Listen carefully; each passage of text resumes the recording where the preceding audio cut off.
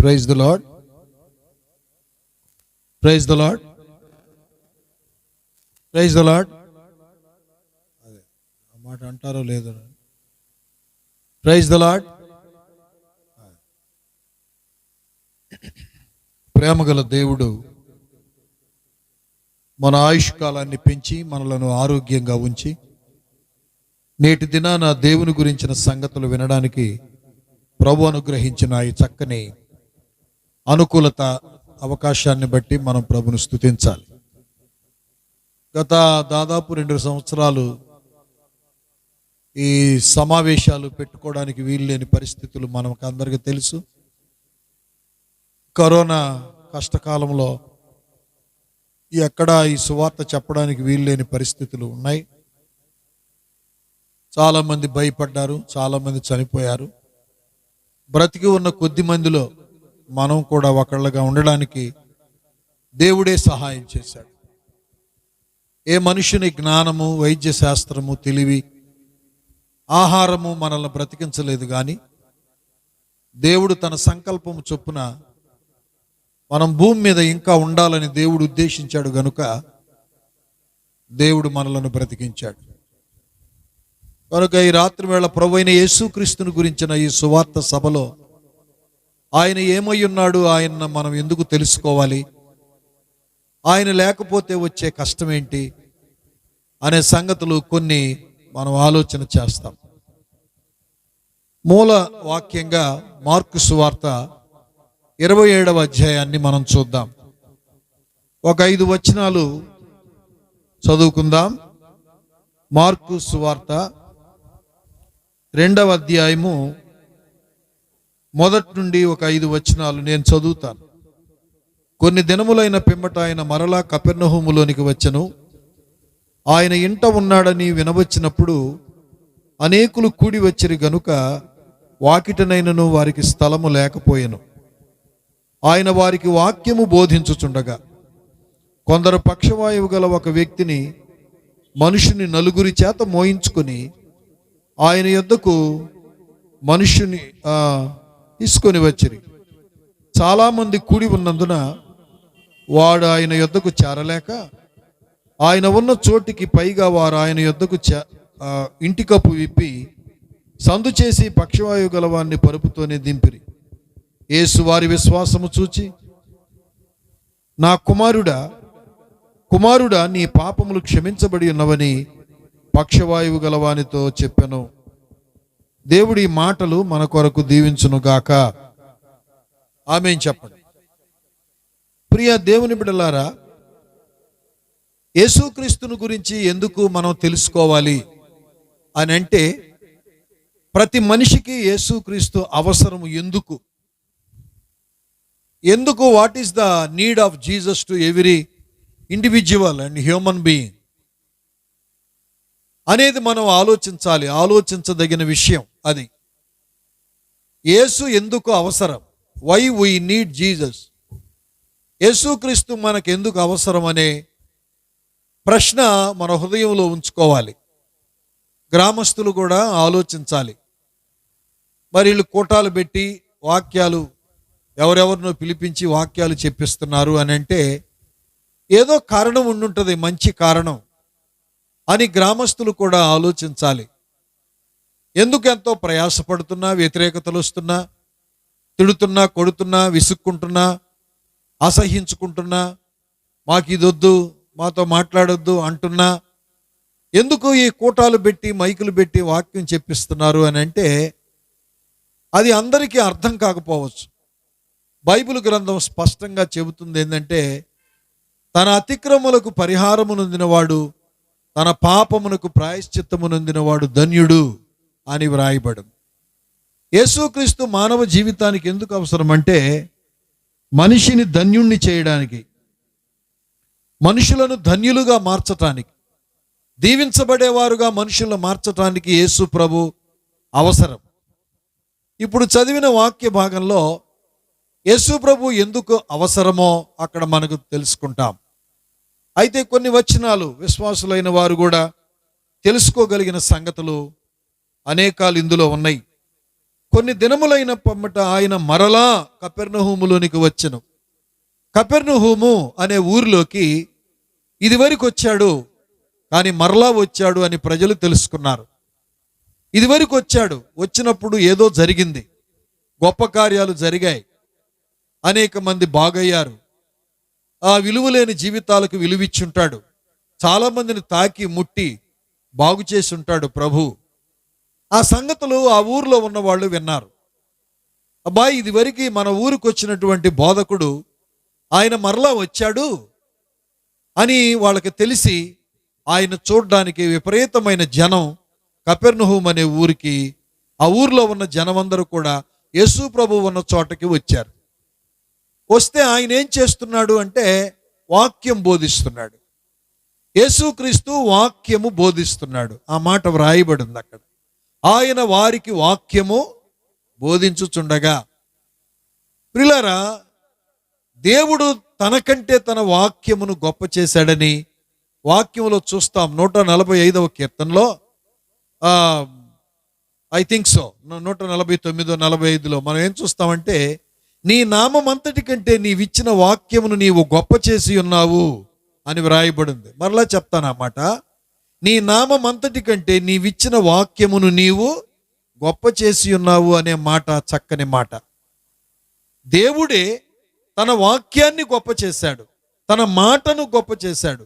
ఎందుకంటే దేవుని మాట వింటే బ్రతుకుతారు, దేవుని మాట వింటే బాగవుతారు, దేవుని మాట వింటే మరి నిరాశలో నిరీక్షణ పుడుతుంది, దేవుని మాట వింటే ప్రాణము తెప్పరిల్లుతుంది, దేవుని మాట బాధను తొలగించి నెమ్మది కలుగజేస్తుంది. కాబట్టి యేసుక్రీస్తు ప్రభువుల వారు ఆయన దగ్గరకు వచ్చినటువంటి ప్రజలతో వాక్యము బోధిస్తూ ఉన్నాడు. Because word of God is greater than anything or any person. అందుకే దేవాతి దేవుడు, సృష్టికర్త అయిన దేవుడు యేసుక్రీస్తుగా ఈ లోకానికి వచ్చి వారికి వాక్యము బోధిస్తున్నాడు. ప్రియులారా, మరలా కపెర్నహూములోనికి వచ్చను అంటే మరలా ఈ కూటాలు ఎందుకు పెడుతున్నారో ఆలోచించాలి. ఈ కూటాలు పెట్టినప్పుడైనా కొంతమంది ఆలోచించి ఏం చెప్తారో విందామని కొంత చెవిని వేస్తే ఎంతో మేలు మీకు కలుగుతుంది. ఈ రాత్రి వేళ ప్రభువైన యేసుక్రీస్తు ఆయన వారికి వాక్యము బోధించుచుండెను.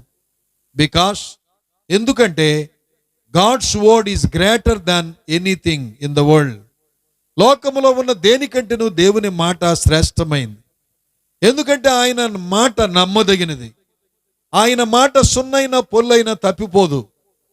ఉదాహరణకి ఆయన మాట యొక్క ప్రభావం ఎంత గొప్పదో చెప్పడానికి ఉదాహరణకి మార్కు సువార్త 11వ అధ్యాయం లేక 13వ అధ్యాయంలో కనుక చూస్తే, యేసు ప్రభు ఆయన శిష్యులు యెరూషలేము ప్రక్కగా వాళ్ళు వెళుతూ ఉంటారు. అప్పుడు శిష్యులలో కొంతమంది అన్నారు యేసు ప్రభువును చూచి, ప్రభువా, ఈ యెరూషలేము ఈ కట్టడం, ఈ రాళ్ళు ఎలాంటివో, ఎంత అద్భుతంగా ఉంది ఈ కట్టడం, ఈ రాళ్ళు ఎంత బాగా ఉన్నాయని యేసు ప్రభుతో తన శిష్యులు ఆ యెరూషలేమును గురించి చూసి ఆశ్చర్యపోతున్నారు. ఈ రాళ్ళు ఎలాంటివో, ఎంత గొప్పవో, ఎంత సుందరంగా ఉంది. ఒంగోలు ABM కాలేజీని చూసిన వాళ్ళందరూ కూడా ఇప్పటికీ ఆశ్చర్యపోతారు. ఎలా కట్టారు ఈ గోడలు? 100 సంవత్సరాల పైచిలుకు ఆ గోడలు అలాగే ఉన్నాయి. ఒంగోలు ABM కాలేజీ ఎంత గొప్ప గోడలో. కాబట్టి అలాగ ఆశ్చర్యపోయారు. యేసుక్రీస్తు మాట ఎంత పవర్ఫుల్, ఎంత వాస్తవం, ఎంత సత్యం, అది ఎలా నెరవేరుతుంది అని చెప్పడానికి ఈ మాట చెబుతున్నాను. మార్కు సువార్త 13వ అధ్యాయంలో శిష్యులు యేసయ్యతో కూడా ప్రయాణం చేసి వెళుతుండగా ప్రక్కన యెరూషలేమును చూసి అన్నారు, ఈ రాళ్ళు ఎలాంటివో, ఎంత సుందరముగా ఉన్నవి అన్నాడు. అప్పుడు ప్రభు అన్నాడు, మీరు ఈ కట్టడములు ఎలాంటివని అంటున్నారు, కానీ ఒకరోజు రాయి మీద రాయి లేకుండా అది పడద్రోయబడు దినములు వస్తాయి అని చెప్పాడు. మళ్ళా చెప్పనా, మీరు ఆశ్చర్యపోతున్నారు కానీ మీరు ప్రజెంట్ చూస్తున్నారు, నేను ఫ్యూచర్ను చూస్తున్నాను. మీరు ప్రస్తుతాన్ని చూస్తున్నారు, నేను భవిష్యత్తును చూస్తున్నాను. ప్రియులారా, యేసుక్రీస్తు యొక్క మాట ఏమన్నాడంటే, రాతి మీద రాయి లేకుండా పడబోయే రోజులు వస్తాయి అన్నాడు. క్రీస్తు శకము 90వ సంవత్సరంలో టైటస్ చక్రవర్తి వచ్చి, వింటున్నారా, యెరూషలేమును కూలదోశాడు, యెరూషలేమును పడవేశాడు, యెరూషలేము మందిరాన్ని. యేసయ్య చెప్పిన మాట ఆ కూలదోయబడ్డం వలన అక్షరాల నెరవేరింది. ఇంకొక విషయం ఏంటంటే, యెరూషలేమును మంచి రాళ్లతో కడుతూ రాతికి రాతికి మధ్య బంగారాన్ని పొదిగించారు. రాతికి రాతికి మధ్య బంగారం పొదిగించగా ఆ యెరూషలేం పడిపోయినప్పుడు ఆ రాళ్ల మధ్య ఉన్న బంగారాన్ని తీసుకోవడానికి రాతి మీద రాయి లేకుండా తీసివేయవలసి వచ్చింది. దేవునికి స్తోత్రం. అల్లు కూడా అనలేరా మీరు?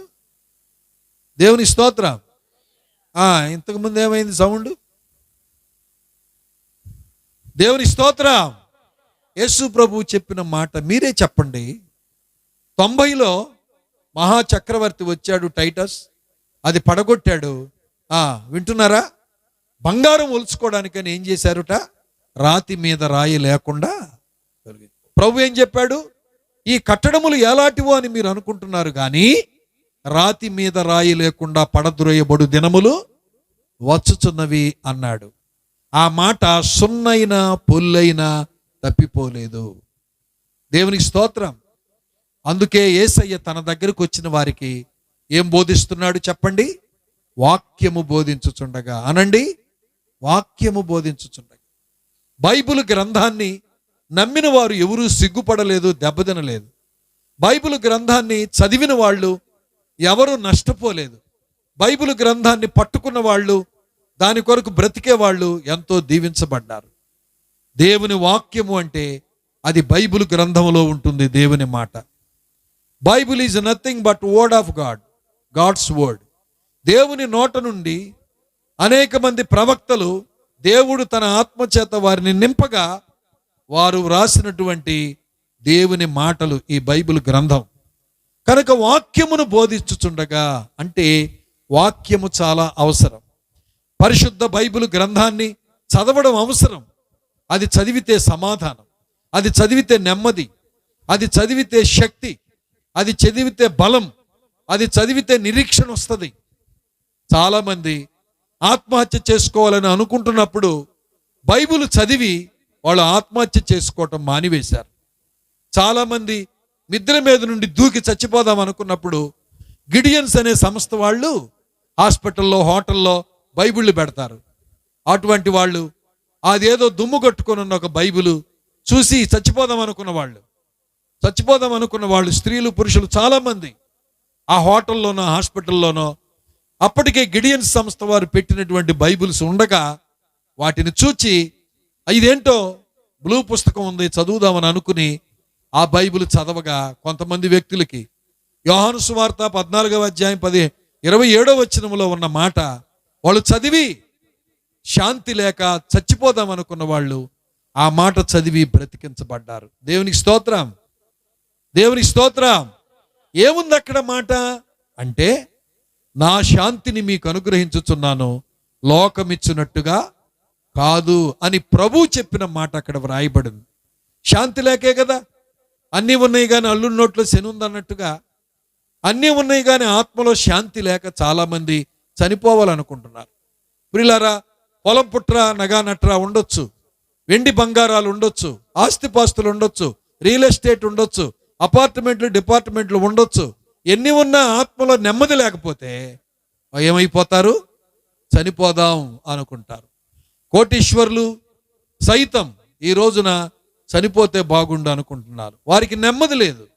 డబ్బుంది, బిల్డింగ్స్ ఉన్నాయి, కార్లు ఉన్నాయి, వాహనాలు ఉన్నాయి, స్థలాల మీద స్థలాలు కొంటున్నారు, పొలాల మీద పొలాలు కొంటున్నారు. చివరికి కొడుకో కూతురో రివర్స్ అయి తగాదా పెట్టుకుంటే మనశ్శాంతి లేక చచ్చిపోతా ఉన్నారు. నీవు సంపాదించినవన్నీ ఎవడివవుతాయి అన్నట్టుగా ఆలోచించవలసిన సమయం ఇది. ద పాయింట్ ఈస్, ఆయన వారికి వాక్యము బోధించుచుండగా. ఎందుకు? ఆయన వాక్యము సున్నైన పొల్లైన తప్పిపోదు. ఆయన వాక్యము బాధలో నెమ్మది కలుగజేస్తుంది. ఆయన వాక్యములో నిరీక్షణ పుడుతుంది. ఈ రాత్రి వేళ శబ్దయంత్రము ద్వారా మాటలు వినుచున్న సోదరులారా, గ్రామస్తులారా, నమ్మండి. ఈ మాట బైబిల్ గ్రంథంలో చెప్పబడుతున్న మాటలు మీకు జీవాన్ని కలుగు చేస్తాయి, మీకు సంతోషం కలుగు చేస్తాయి. ఒక్కసారి వచ్చి చూడండి, ఒక్కసారి చదివి చూడండి. ఇదిగో శాంతి సమాధానాలు లేక పిచ్చి పనులు చేస్తూ ఎక్కడంటే అక్కడ తిరుగుతూ ఇదిగో చెడ్డ పనులన్నీ చేస్తూ శాంతి లేని మా జీవితాలు యేసుక్రీస్తును కనుగొన్నప్పుడు, ఆయన వాక్యం వింటూ ఉన్నప్పుడు మా జీవితాలు మార్చబడడానికి, హృదయంలో నిజమైన శాంతి పొందడానికి ఆ దేవుని వాక్యం మాకు సహాయం చేసింది. కనుక ఈ రాత్రి గ్రామస్తులారా, బైబిల్ గ్రంథాన్ని ఒకసారి చదువుదాం అని మీరు అనుకోండి. అది మీకెంతో క్షేమాన్ని, భద్రతనిస్తుంది.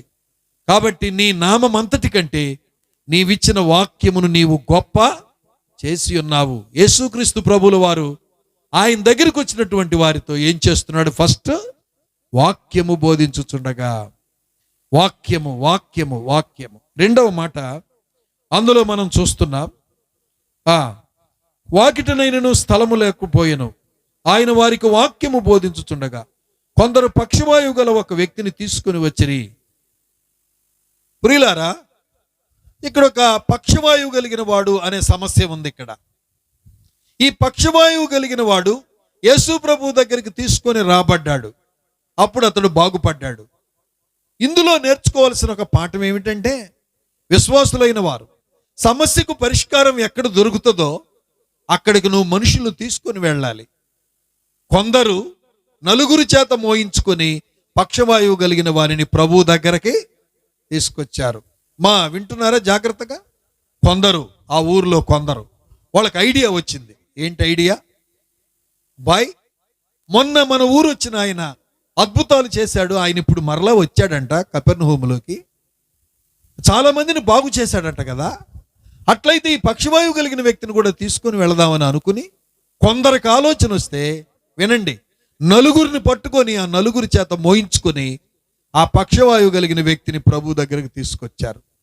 నేర్చుకోవాల్సిన పాఠం ఏమిటంటే, విశ్వాసులైన వారు తెలుసుకోవాల్సిన విషయం ఏంటంటే, ఆ కొందరిలో నువ్వు ఒకదానివి, నువ్వు ఒక్కడివి. నలుగురిలో నువ్వు ఒకదానివి, నువ్వు ఒక్కడివి. నీవు ఆ కొందరిలో ఒకడివై ఉండాలి, ఆ నలుగురిలో ఒకదానివై ఉండాలి. నువ్వు తీసుకురాకపోతే అతని సమస్య పరిష్కారం కాదు. బిలీవర్స్, విశ్వాసులారా, ఈ గ్రామంలో దేవుని నమ్ముకున్న బిడ్డలు దేవుని నమ్మని వ్యక్తుల్ని ప్రభు దగ్గరకు తీసుకొని రావాలి. ప్రభు దగ్గర జవాబు దొరుకుతుంది. నీకున్న కొద్ది విశ్వాసాన్ని బట్టి ప్రభు దగ్గరకు మనుషులను తీసుకొని రావాల్సిన బాధ్యత విశ్వాసుల మీద ఉంది. నేటి విశ్వాసులు నిమ్మకి నీరెత్తినట్టున్నారు. అసలు ఆ పని మాది కాదనుకుంటున్నారు. సువార్త వినడానికి మనుషులను పురికొల్పి తీసుకొని వచ్చి వాక్యం వినేటట్టు చేయాల్సిన బాధ్యత విశ్వాసుల మీద ఉంది. ఇతను ఎప్పుడు బాగయ్యాడు? మీరే ఆలోచించండి. కొందరు వ్యక్తులు నలుగురు చేత మోయించుకొని ఆ వ్యక్తిని యేసయ్య దగ్గరికి తీసుకొని వచ్చారు. దేవునికి స్తోత్రం. ఆ కొందరిలో, ఆ నలుగురిలో నువ్వు కూడా ఉండాలి. అది దేవుడు కోరుతున్నాడు. ఈ గ్రామంలో చాలా మంది కుడి ఎడమలు తెలియని ప్రజలు, సత్యాసత్యముల మధ్య ఉన్న వ్యత్యాసము తెలియని ప్రజలు, నిజమైన శాంతికి, సమాధానానికి, నెమ్మదికి మార్గమేమిటో తెలియని ప్రజలు ఎంతోమంది గ్రామంలో ఉండగా నువ్వు చేయవలసిన పని ఏంటి అంటే, వాళ్ళ యొద్దకు వెళ్ళి వాళ్ళని పిలిచి, ఇదిగో ఈ సమస్యకు పరిష్కారం ప్రభు దగ్గర ఉంది, రండి, ఒక్కసారి మీటింగ్కి రండి, ఒక్కసారి మందిరానికి రండి అని ప్రేమతో వాళ్ళని పిలవాల్సిన బాధ్యత మన మీద ఉంది. దేవునికి స్తోత్రం. రక్షించబడిన విశ్వాసులు ఏం చెయ్యాలి? పరిష్కారం ఎక్కడ దొరుకుతుందో అక్కడికి మనుషుల్ని తీసుకొని రావాలి. దేవునికి స్తోత్రం. కాబట్టి విశ్వాసులారా, ప్రభు బిడ్డలారా, నీవు మరి ప్రభు దగ్గరకు అనేక మందిని తీసుకొని రావాల్సిన బాధ్యత ఉంది. లేకపోతే నిజమైన జవాబు దొరికే స్థలము ఆయనే. Jesus Christ is the real answer for the problem of humanity. మానవ జీవితంలో ఉన్న సమస్యలకి నిజమైన జవాబు యేసుక్రీస్తు.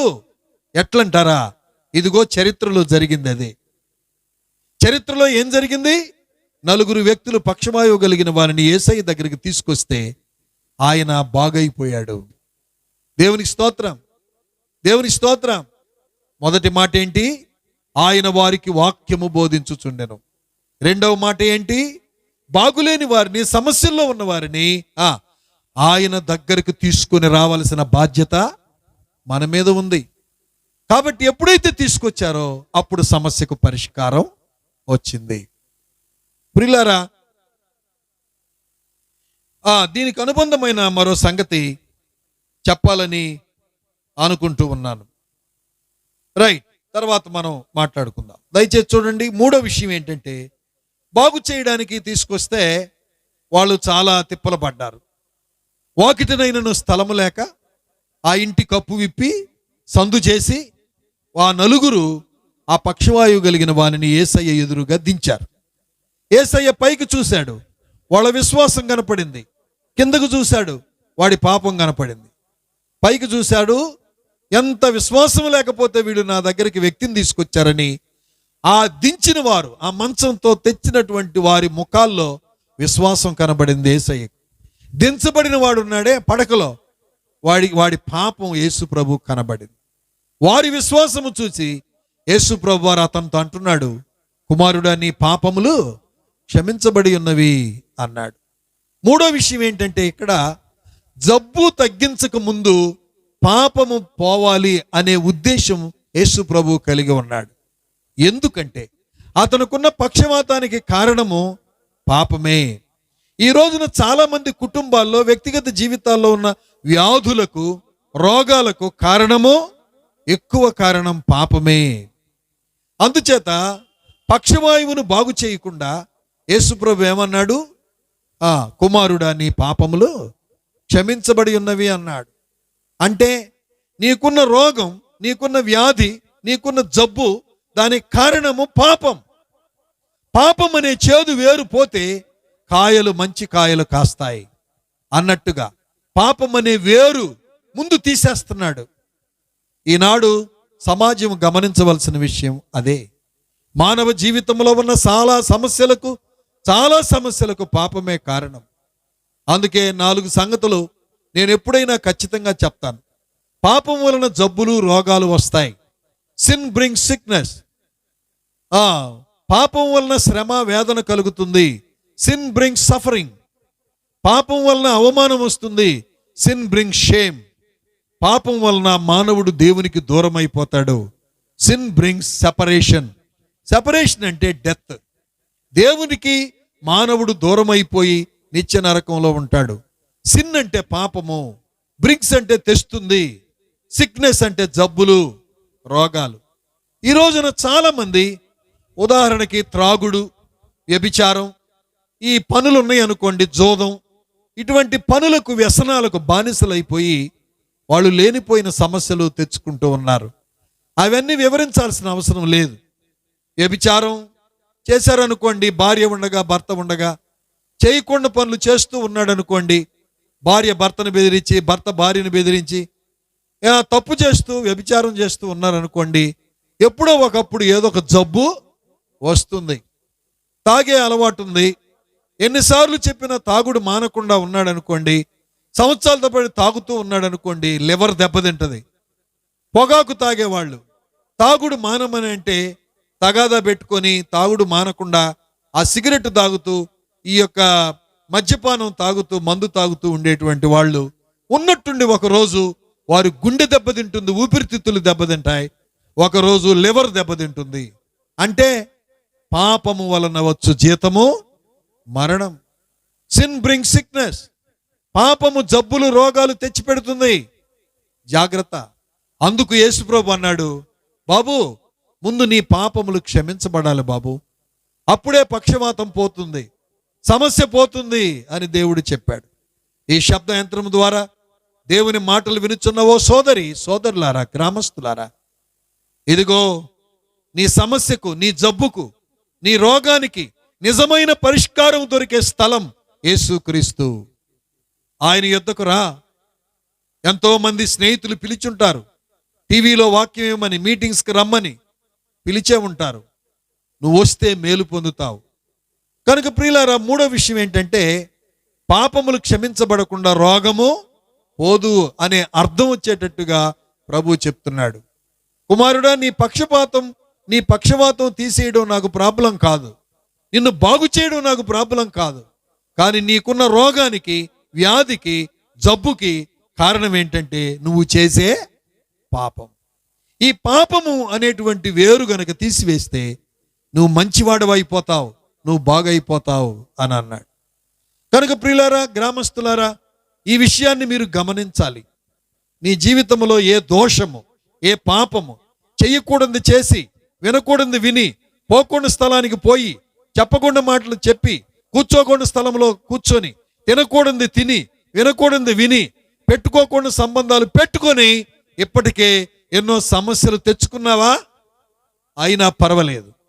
వాటన్నిటికీ కారణమైన పాపం ఉందే, చెడుతనం ఉందే, ప్రియులారా, అవన్నిటినీ తొలగించి నీకు క్షేమం ఇచ్చేటువంటి ఒక గొప్ప దేవుడు ఇక్కడున్నాడు.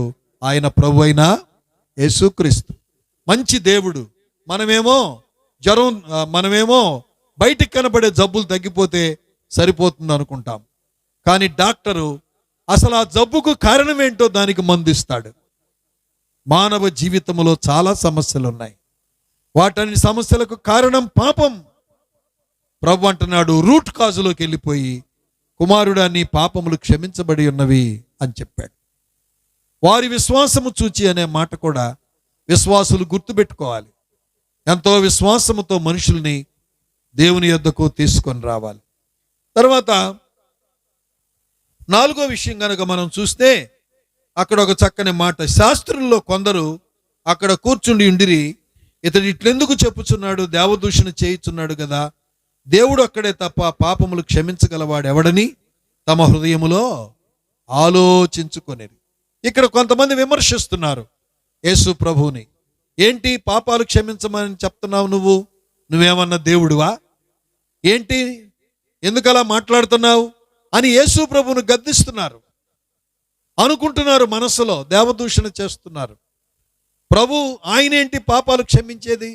లోకంలో చాలా మంది ఉండగా పాపాలు క్షమించేటువంటి అధికారం ఆయనకి ఎక్కడదని మనసులో సణుగుతా ఉన్నారు. యేసు ప్రభు కదా అర్థమైంది. యేసు ప్రభు అన్నాడు, భూమి మీద పాపములు క్షమించుటకు మనుష్య కుమారునికి అధికారము ఉంది అని తర్వాత చెప్తాడు. ప్రభు అంటున్నాడు, మీరెందుకు అలా ఆలోచిస్తున్నారు? పాపములు క్షమించే అధికారం మనుష్య కుమారుడికి నాకే ఉంది అని దేవుడు చెప్తూ ఉన్నాడు. ప్రియులారా, వినండి కొంచెం జాగ్రత్తగా. Sin brings sickness. పాపము జబ్బులు, రోగాలు తెచ్చిపెడుతుంది. Sin brings suffering. రోమపత్రిక 2:9 ప్రకారంగా శ్రమ, వేదన కలుగు చేస్తుంది. Sin brings shame.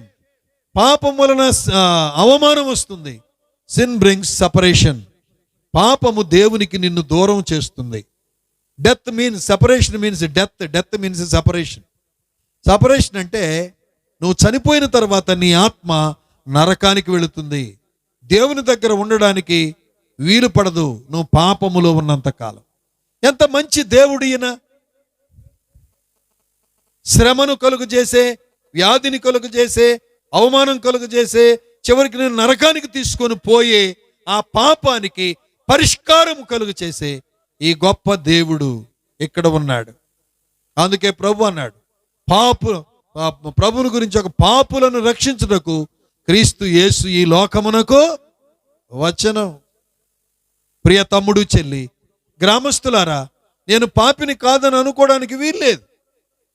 అబద్ధం పాపం, మోసం పాపం, భార్యను భర్తను మోసం చేయడం పాపం, బూతులు పాపం, ఏమండి, అక్రమం పాపం, మోసం చేయడం పాపం.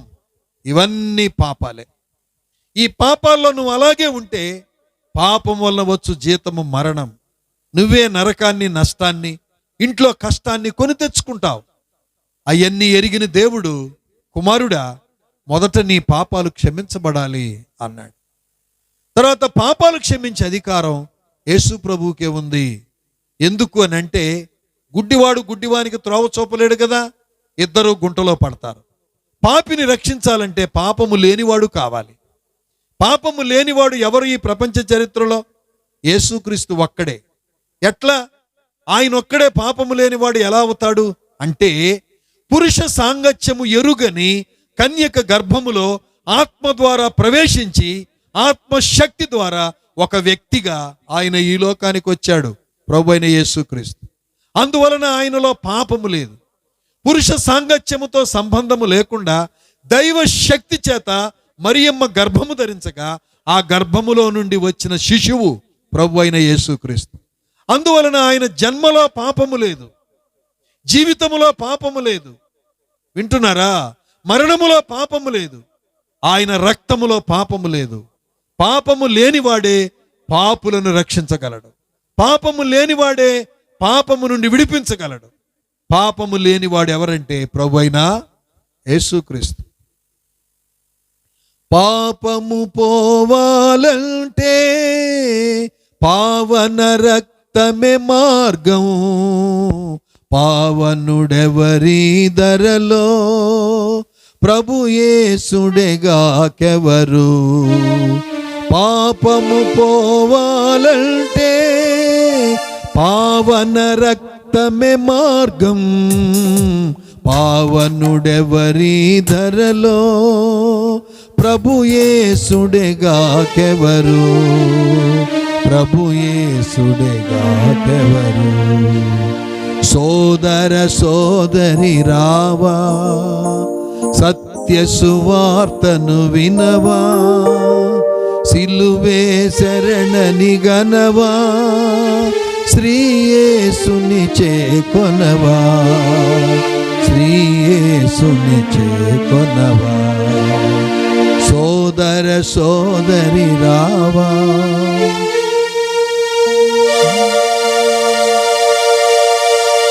అందుచేత పాపము పోవాలంటే పావన రక్తమే మార్గం. ప్రియమైన వారలారా, యేసుక్రీస్తు ఒక్కడే పాపము లేని దేవుడు ఈ లోకములో. ఇది సత్యం. మీరు నమ్మినా నమ్మకపోయినా ఇది సత్యం. జన్మలో పాపము లేనివాడు, జీవితములో పాపము లేనివాడు, రక్తములో పాపము లేనివాడు, మరణమును జయించి తిరిగి లేచినవాడు యేసుక్రీస్తు. అందుకే వాళ్ళందరూ సణుగుతున్నారు. పాపాలు క్షమించడానికి నువ్వెవరవయ్యా అంటుంటే ప్రభు అన్నాడు, పాపములు క్షమించుటకు అధికారము మనుష్య కుమారుడనైన నాకు ఉంది అని ధైర్యంగా చెప్పాడు. అలా చెప్పగలిగిన ధైర్యం ప్రభువుకే ఉంది, ఇంకెవరికి లేదు. కాబట్టి నా ప్రియ గ్రామస్తులారా, పాపం వలన ఇప్పటికి ఎన్ని సమస్యలు నువ్వు తెచ్చుకున్నావో, ఎన్ని ఇబ్బందులు తెచ్చుకున్నావో, ఎంత నష్టం తెచ్చుకున్నావో, ఎన్ని జబ్బులు వ్యాధులు తెచ్చుకున్నావో, చేయకుండా పనులు చేసి, వినకుండా విని, పోకుండా స్థలానికి పోయి, పెట్టుకోకుండా సంబంధాలు పెట్టుకొని, నెమ్మది లేక శాంతి లేక అప్పులు బడి తిప్పలు తెచ్చుకొని నలిగిపోతున్నావు. వాటన్నిటికీ కారణమైన పాపమును పరిహరించుటకు ప్రభువైన యేసుక్రీస్తు ఈ లోకానికి వచ్చాడు. అంతేకాదండి, పాపముల నుండి విడిపించడానే కాదండి, నీ శరీర సంబంధమైన సమస్యలను పరిష్కరించడానికి కూడా ఆయన ఈ లోకానికి వచ్చాడు. ఎలాగో చెప్పనా? యోహాను సువార్త 10వ అధ్యాయం, యోహాను సువార్త 5వ అధ్యాయం, యోహాను సువార్త 5వ అధ్యాయం దయచేసి చూడండి. యోహాను సువార్త 5వ అధ్యాయంలో ఒక సంగతి వ్రాయబడి ఉంది, జరిగిన ఒక సంగతి. యెరూషలేము ద్వారము దగ్గర, ఆ మాట అద్భుతమైన మాట. 5:2 యెరూషలేములో గొర్రెల ద్వారము దగ్గర హెబ్రీ భాషలో బేతెస్దా అనబడిన ఒక కోనేరు కలదు. దానికి 5 మంటపములు కలవు. ఆయా సమయములకు దేవదూత కోనేటిలో దిగి నీళ్లు కదిలించుట కలదు. నీరు కదిలింపబడిన పిమ్మట మొదట ఎవడు దిగునో వాడు ఎట్టి వ్యాధిగ్రస్తుడైనను బాగుపడును.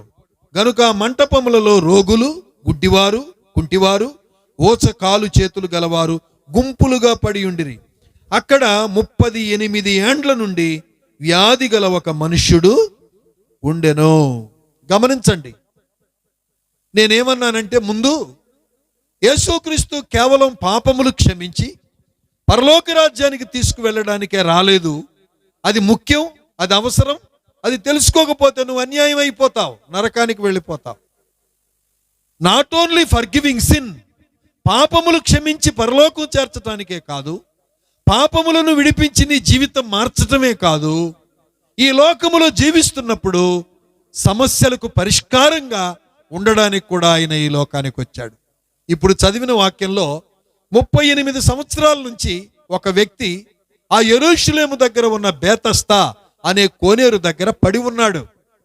ఎన్ని సంవత్సరాలండి? 38 సంవత్సరాల నుండి పడి ఉన్నాడు. ఆ కోనేరుకున్నటువంటి గొప్పతనం ఏంటి అని అంటే, దేవదూత వచ్చి నీళ్లు కదిలిస్తాడట. వింటున్నారా అమ్మా? దేవదూత వచ్చి నీళ్లు కదిలిస్తాడట. నీళ్లు కదిలించినప్పుడు ఎవరైతే మొట్టమొదట అందులో దిగుతారో వాళ్ళు ఏమైపోతారు? స్వస్థత పొందుతారు. దేవునికి స్తోత్రం, దేవునికి స్తోత్రం. కోనేరు దగ్గర కోనేరు యొక్క ప్రత్యేకత ఏంటి చెప్పండి? కోనేరు యొక్క ప్రత్యేకత, ఎవడైనా దేవదూత వచ్చి నీళ్లు కదిలించిన వెంటనే ఎవరు ఆ నీళ్లలోకి దిగుతారో వాళ్ళు ఏమైపోతారు? స్వస్థత పొందుతారు. కానీ 38 ఏళ్ల నుండి ఎవడు స్వస్థత వాడు చూసుకుంటున్నాడు, కానీ ఇక్కడ 38 ఏళ్ల నుంచి పడుండోడు సంగతి ఎవడో పట్టించుకోలేదు. ఎన్ని సంవత్సరాల ప్రాబ్లం చెప్పండి ఇది? 38 సంవత్సరాల సమస్య. వచ్చిన వాళ్ళందరూ వాళ్ళ స్వార్థం చూసుకుంటున్నారు, ఎవరు ముందు దిగుదామా అని చూసుకుంటున్నారు. కానీ 38 ఏళ్ల నుంచి ఆ మనిషిని చూస్తూ అతన్ని పట్టించుకున్న నాదుడు అక్కడ లేడు. ఈ రాత్రి ప్రియ స్నేహితులారా వినండి, నీది 12 సంవత్సరాల సమస్య, 14 సంవత్సరాల సమస్య, 10 సంవత్సరాల నుండి నీ పరిష్కారము కాని సమస్య నీ దగ్గర ఉందా? దయచేసి వినండి ఈ మాటలు. నేను వట్టి మాటలు చెప్పట్లేదు, చరిత్రలో జరిగిన సంగతి చెబుతున్నాను. 38 ఏళ్ల నుండి పరిష్కారం వచ్చే స్థలములోనే ఉన్నాడు, కానీ పరిష్కారము లేక బాధపడిపోతా ఉన్నాడు. ఏ కోనేరులో దిగితే అతని సమస్య పరిష్కారం అయిద్దో ఆ కోనేరుకు దగ్గరే ఉన్నాడు, కానీ దించేవాడు లేడు, అతన్ని పట్టించుకునేవాడు లేడు. 38 సంవత్సరాల నుంచి చాలా మంది కోనేరు దగ్గరకు వస్తున్నారు, పోతున్నారు. ఎవడు స్వార్థం వాడే చూసుకుంటున్నాడు, కానీ అతన్ని పట్టించుకున్న నాదుడు లేడు. అయితే 38 సంవత్సరాల నుంచి ఎవరు పట్టించుకోక ఎట్టికి పడేసిన, పట్టించుకొని నిర్లక్ష్యం చేయబడిన, తృణీకరించబడిన ఆ వ్యక్తి దగ్గరికి యేసు ప్రభు వారు వచ్చాడు. దేవునికి స్తోత్రం, దేవునికి స్తోత్రం. ప్రభు అయిన యేసు క్రీస్తు వచ్చాడు. ఇది గాడ్స్ టైం, ఇది దేవుని సమయం. ఆ సమయంలో ప్రభు అయిన యేసు అక్కడికి వచ్చాడు. అడుగుతున్నాడు, ఏంటి పరిస్థితి అని అడుగుతున్నాడు. అక్కడ ఆ యేసు వాడు పడి ఉండుట చూచి అప్పటికి బహుకాలము నుండి ఆ స్థితిలో ఉన్నాడని ఎరిగి, స్వస్థత పడగోరుచున్నావా అని వానిని అడుగగా ఆయన వివరం చెప్తున్నాడు. అయ్యా, నీళ్లు కదిలించబడినప్పుడు నన్ను కోనేటిలో దించుటకు నాకు ఎవడునూ లేడు. నేను వచ్చునంతలో మరి ఒకడు నాకంటే ముందుగా దిగినని ఆయనతో చెప్పాను. ఏమన్నాడు? నన్ను కోనేటిలో దించటానికి నాకు ఎవడునూ లేడు. ప్రియమైన వారలారా, సంవత్సరాల తరబడి ఉన్న నీ సమస్యకు పరిష్కారం చెప్పేవాడు లేడా? పరిష్కారం వచ్చే స్థలానికి నేను తీసుకొని వెళ్ళేవాడు లేడా? నీ సమస్య ఎన్ని సంవత్సరాల నుండి ఉన్నా సరే, ఈ రాత్రి యేసుక్రీస్తు అనే కోనేరు దగ్గరికి రా, నీ సమస్యకు పరిష్కారం దొరుకుతుంది. నమ్ము ఈ మాట. 12 సంవత్సరాల నుంచి సంతానం లేని వాళ్ళు ఆ కోనేరు అనే మందిరములోనికి వచ్చి సువార్త విని రక్షించబడి 12 సంవత్సరాల తర్వాత బిడ్డలను పొందుకున్న వాళ్ళు చాలా మంది ఉన్నారు.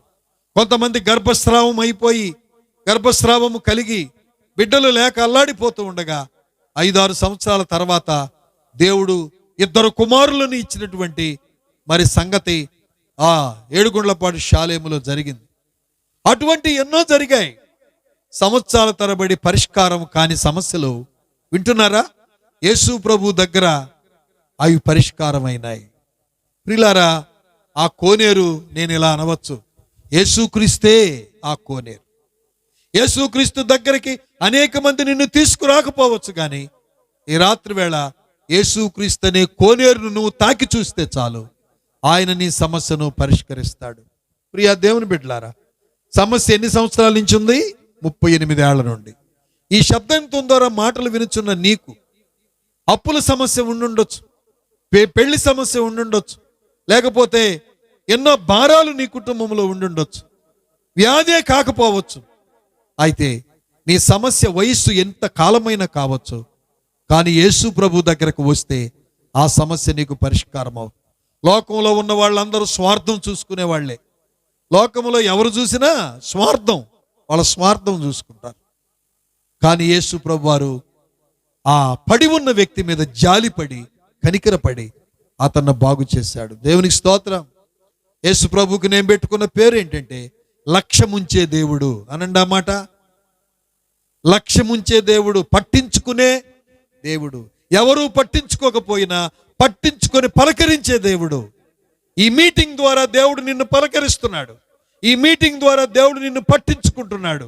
గమనించు, గ్రహించు. కొన్ని సంవత్సరాల నుండి పరిష్కారం కాని సమస్య యేసుక్రీస్తు ద్వారా పరిష్కారం అవుతుంది అని చెప్పడానికి ఈ మీటింగ్ పెట్టారు. నమ్ముట నీ వలనైతే నమ్మువానికి సమస్తము సాధ్యమే.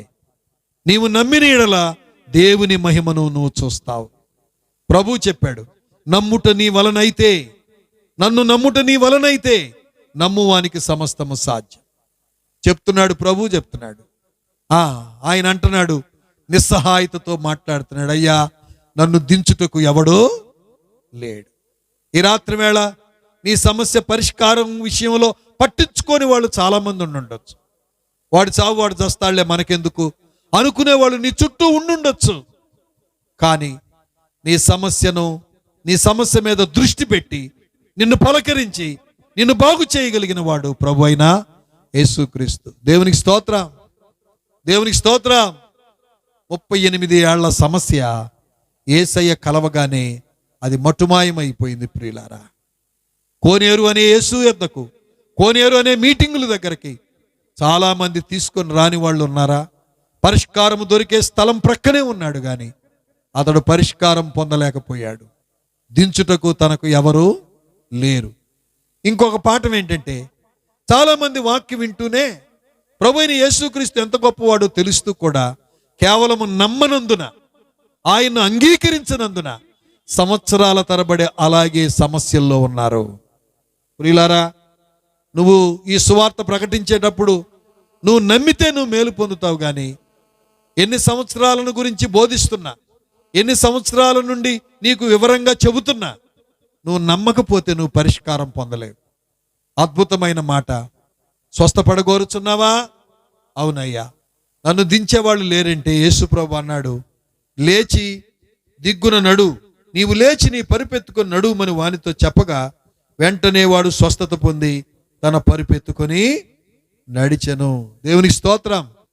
ఇంతకుముందు చదివిన ప్యాసేజీలో కూడా పక్షవాయువు కలిగిన వానితో చెప్పాడు, నీవు లేచి నీ పరిపెత్తుకొని నడవమంటే ఆ పక్షవాయువు కలిగిన వాడు అద్భుతంగా నడిచాడు. ఇదిగో 38 ఏళ్ల నుండి పరిష్కారం కాని ఆ శరీర సమస్య యేసు ప్రభు వారు మాట్లాడడంతో ఆ జీవం, ఆయన నోటిలో నుండి వచ్చిన మాటలో ఉన్న జీవము, వెలుగు అతన్ని బాగు చేస్తుంది. ప్రియులారా, అపోస్తల కార్యములు 3వ అధ్యాయంలో పుట్టుకుంటివాడు ఉన్నాడు. 40 ఏళ్ల వయస్సు కలిగిన వాడు, పుట్టుకుంటివాడు దేవాలయం దగ్గర కూర్చున్నాడు, అడుక్కుంటున్నాడు. వాళ్ళు వీళ్ళు వేసే డబ్బులు తీసుకుని అడుక్కునేటువంటి వాడు కుంటివాడు. ఎక్కడంటే దేవాలయం దగ్గర. విషయాలు కొంచెం శ్రద్ధతో వినండి. ఈరోజు మీటింగ్ అయిపోతుంది. ఈ మాటలు మీ కొరకే. దేవుడు మిమ్మల్ని ఎంతగానో ప్రేమిస్తున్నాడు కాబట్టి కొదువులు చూపిస్తున్నాడు. ఇచ్చే స్నేహితుడు లోపాలు చూపిస్తాడు. యేసుక్రీస్తు మంచి స్నేహితుడు. నీ లోపాన్ని సరిచేసి నిన్ను చక్క చేయడానికే ఈ రాత్రి సువార్త నీకు వినబడుతుంది. ప్రియులారా, యేసు ప్రభువుని గురించి ఎన్నెన్నో అభిప్రాయాలు, ఆయన మనకు చెందినవాడు కాదని పొరపాటు పడుతున్న వాళ్ళు అనేక మంది ఉన్నారు. ప్రియులారా, ఈ రాత్రి వేళ ఒకటి, పాపములు క్షమించబడకపోతే మనము నెమ్మదిని కలిగి ఉండలేం. పాపములు క్షమించబడిన అనుభవంలోకి వచ్చిన వారికి ఎన్నో సమస్యలకు పరిష్కారం ఉంటుంది. ప్రియులారా, మార్కు సువార్త 2వ అధ్యాయంలో చెప్పబడినట్టుగా శరీర సమస్య కంటే ముందు ఆత్మ సంబంధమైన సమస్య పరిష్కారం అవ్వాలి. ఆత్మ సంబంధమైన సమస్య ఏంటంటే ప్రతి మనిషిలో పాపము అనేది. ఈ పాపం అనే ఆత్మ సంబంధమైన సమస్య ఎప్పుడైతే పరిష్కారం అవుతుందో శరీర సంబంధమైన సమస్య ఆటోమేటిక్గా పరిష్కారం అవుతుంది. ఆ సత్యం ప్రతి మనిషి నమ్మాలి. యేసు ప్రభువుని నమ్ముకోక ముందు పోలేరమ్మ గంగమ్మ పౌచావులు చేసేవాళ్ళు మా తల్లిదండ్రులు. ఆయన త్రాగుడు, ఇంకా ఏయో పిచ్చి పనులన్నీ ఉన్నాయి. అయితే బలులిచ్చేవాళ్ళు, కానీ మా తండ్రి యొక్క ఆయన మనసు మారలేదు, చాలా విషయాలు మానుకోలేదు. పూజలు పూజలే, బలులు బలులే, కానీ బుద్ధిలో మార్పు రాలేదు. చేయకుండా పనులు చేస్తూనే ఉన్నాడు. అయితే ఎవరో మిషనరీలు వచ్చి దేవుని వాక్యం చెప్పగా ఆయన దేవుని నమ్ముకోవడం జరిగింది. ఇక అవన్నీ కూడా అంతకుముందు లేని మార్పు మా తండ్రి గారిలో దేవుడు తీసుకొచ్చాడు. యేసుక్రీస్తు ప్రభువుని నమ్ముకున్న తర్వాత తాగుడు పోయింది, తిరుగుడు పోయింది, అన్నీ పోయాయి, బాగైపోయాడు. ఈ రాత్రి వేళ నువ్వు తెలుసుకోవాల్సిన సత్యం ఏమిటంటే, ఎవరూ పరిష్కరించలేని సమస్య, ఎవరూ మార్చలేని జీవితాన్ని మార్చగలిగిన వాడు యేసుక్రీస్తు. చాలామంది కొన్ని పాపాలకు బానిసలై ఉంటారు. ఏమండి, కొంతమంది సెల్ ఫోన్ చూడకుండా ఉండలేరు. సెల్ ఫోన్లో కూడా పాపాలు ఉన్నాయి. ఆ పాపాలన్నీ చూస్తూ ఇల్లు ఒళ్ళు గొల్ల చేసుకుంటూ నరాలన్నీ దెబ్బతిని, కంటి నరాలు దెబ్బతిని, మెదడు నరాలు దెబ్బతిని, చేయకుండా పనులన్నీ చేసి చూడకుండావన్నీ చూసి నష్టపోతున్న వాళ్ళు చాలామంది ఉన్నారు. వాళ్ళకు మార్పు కావాలి, బుద్ధి మారాలి. బుద్ధి మార్చగలిగిన వాడు యేసుక్రీస్తు. ఇదిగో మా నాన్నగారి బుద్ధి మార్చాడు. ఇదిగో నా మనసు, నా బుద్ధిని దేవుడు మార్చాడు. దేవుడు బుద్ధిని మార్చి నిన్ను చక్క చేయగలిగిన దేవుడు. నీ ఇంట్లో ఒంట్లో ఎందుకు కష్టాలు వస్తున్నాయో తెలుసా? చేయకుండా పనులు చేసినందుకే, పాపము చేస్తున్నందుకే. అది నువ్వు ఖచ్చితంగా తెలుసుకోవాలి. కాబట్టి మొదటి విషయం ఏంటంటే, శరీర సంబంధమైన సమస్య ఏదైనా పరిష్కారం అవ్వాలంటే ఆత్మ సంబంధమైన సమస్య పోవాలి. ఆత్మ సంబంధమైన సమస్య ఏంటంటే, మా బాబు అది పాపం. పాపం అనే రోగం పోతే శరీర సంబంధమైన రోగం ఆటోమేటిక్గా పోతుంది. ప్రియా దేవుని బిడ్డ, రెండో విషయం ఏంటంటే, నీ సమస్య యొక్క వయసు కొన్ని సంవత్సరాలు కావచ్చు, కానీ యేసు ప్రభును నువ్వు సంధిస్తే, యేసు ప్రభు వారు ఈ వాక్యం ద్వారా నీకు వినబడుతుండగా, ఈ 38 ఏళ్ల నుండి ఉన్నవాడు యేసు ప్రభుతో సంభాషించినట్టు నువ్వు కూడా ఈ రాత్రి వేళ, యేసు ప్రభు, ఎన్నో ఏళ్ల తరబడి నేను ఇలా పడి ఉన్నాను, నా సంసారంలో సమస్య ఇంకా పరిష్కారం కాలేదు, నా భార్యతో భర్తతో ఉన్న సమస్య ఇంకా పరిష్కారం లేదు, పెళ్ళైనప్పటి నుంచి 20 సంవత్సరాల నుంచి అదే సమస్య, అదే చచ్చిపోతున్నాను, ఇదిగో ఈ త్రాగుడు నుంచి బయటికి రాలేకపోతున్నాను, సత్యం తెలుసు, వాస్తవం తెలుసు, త్రాగుడు వలన, వ్యభిచారం వలన, జోదం వలన ఏమి సమస్యలు వస్తాయో తెలుసు, తెలిసి కూడా దాని నుండి నేను బయటికి రాలేకపోతున్నాను. ఓ శక్తిమంతుడా, 38 ఏళ్ల సమస్యను నిమిషంలో పరిష్కరించిన యేసయ్యా, ఈ రాత్రి నేను నిన్ను నమ్ముతాను, నన్ను కనికరించు, నన్ను బాగు చేయమని నోరు తెరిచి ఎవరైనా ప్రార్థన చేయగలిగితే ఖచ్చితంగా నీవు ఆ సమస్యకు పరిష్కారాన్ని పొందగలవు. అందుచేత ప్రియులారా, మొదటిది పాప సమస్య పోతే మిగిలిన సమస్యలన్నీ పరిష్కారం అవుతాయి. రెండో విషయం ఏంటంటే, సమస్య యొక్క వయసు ఎంత అయినా సరే ఇప్పటి వరకు పరిష్కారము లేని దానిగా ఉన్నట్టయితే యేసు ప్రభు దగ్గరకు రా, కోనేరు దగ్గరకు రా. కోనేరు దగ్గరకు పిలుస్తున్న వారి మాట విను. ఈ మీటింగ్సే ఒక కోనేరు, యేసు ప్రభువే ఒక కోనేరు. నువ్వు వచ్చి విని నమ్మగలిగితే దేవుడు అద్భుతమైనటువంటి జవాబులు నీ జీవితంలో ఆయన ఇస్తాడు. కనుక ఈ రాత్రి వేళ నేను ముగించబోతున్నాను ప్రియులారా. ప్రభు అయిన యేసుక్రీస్తు ఆయన అందరికీ ప్రభు. చాలామంది ఆ ప్రభువుని గురించి చాలా తక్కువగా ఆలోచించే వాళ్ళు ఉన్నారు. యేసు ప్రభువే ఎందుకు సమస్యలకు పరిష్కారం అనంటే, దీనికి జవాబు చెప్పి నేను ముగిస్తాను. యేసుక్రీస్తు మనుషుల చేత చేయబడిన వాడు కాదు. యేసుక్రీస్తు దైవ కుమారుడు. ఆయన పరలోకము నుండి భూమి మీదకి దిగి వచ్చిన వాడు. మానవులు సమస్యల వలన ఎన్నో పాపం వలన సమస్యల్లో చిక్కుబడి ఉండగా, మానవుని యొక్క చీకటి బ్రతుకుకి, మానవుని యొక్క నెమ్మది లేని జీవితానికి, మనిషి యొక్క సంతోషం లేని బ్రతుక్కి కారణమైన, సమస్యలకు కారణమైన పాపాన్ని పరిష్కరించటానికి మాత్రమే వచ్చిన వాడు యేసుక్రీస్తు. అందువలన ఆయన యొద్దకు రమ్మని పిలుస్తున్నాడు. ప్రభు అయిన యేసుక్రీస్తు ఈ మాట అన్నాడు, ప్రయాసపడి భారమును మోసుకొను సమస్త జనులారా నా యొద్దకు రండి అని ప్రభు పిలిచాడు. నేను మీకు విశ్రాంతి కలుగజేస్తాను అని చెప్పాడు. ఇది సత్యం.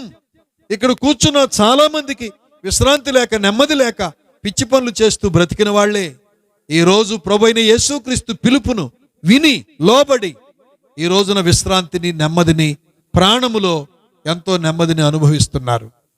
ఈ రాత్రి యేసుక్రీస్తు ప్రభు దగ్గరకు వస్తేనే ఎందుకు పరిష్కారం అంటే, ఆయన నిన్ను కలుగజేసిన దేవుడు, నిన్ను సృజించిన దేవుడు, నీకు రూపు ఏర్పరిచిన దేవుడు, నీలో జీవమును ఊదిన దేవుడు, నువ్వు బ్రతకడానికి కారణమైన దేవుడు. ప్రియులారా, దేవుడు మొదట మనిషిని చేసి మనిషి యొక్క నాసికారంధ్రాలలో దేవుడు తన జీవవాయువును ఊదగా నరుడు జీవించు ఆత్మ అయ్యాడు. ప్రియులారా, మనమందరము ఆయన ఆత్మను కలిగిన వారమే. అయితే శత్రువైన సైతాను మాట విని చేయకూడని పాపాలు చేసి మనం ఆ దేవునికి దూరం అయిపోయాం. అందుకే ప్రభు ఈ రాత్రి పిలుస్తున్నాడు, రండి మన వివాదము తీర్చుకుందాం అన్నాడు. మనిషికి దేవునికి ఒక వివాదం ఏర్పడింది. పాపం వలన సంబంధం తెగిపోయింది. అందుకే దేవాతి దేవుడు సృష్టికర్త మానవ అవతారం ఎత్తి యేసుక్రీస్తుగా ఈ లోకానికి వచ్చి సమస్యలన్నిటికీ కారణమైన పాపం, ఆ పాపాన్ని పరిహరించడానికి అవసరమైన రక్తం సిలువలో చిందించిన ఏకైక రక్షకుడు దేవుడు ఆ ప్రభువే. అందుకే ఆయన ద్వారా తప్ప నీ సమస్య పరిష్కారం కాదు, నువ్వు పరలోకం పోలేవు. ప్రియ తమ్ముడు, చెల్లి, పరలోకము నరకం అబద్ధమైతే యేసు ప్రభుతో మనకు అవసరం లేదు.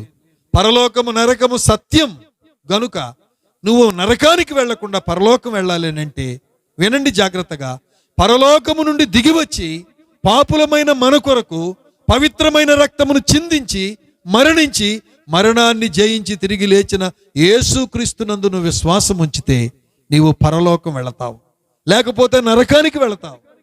నరకం అనేది సత్యం, అబద్ధం కాదు.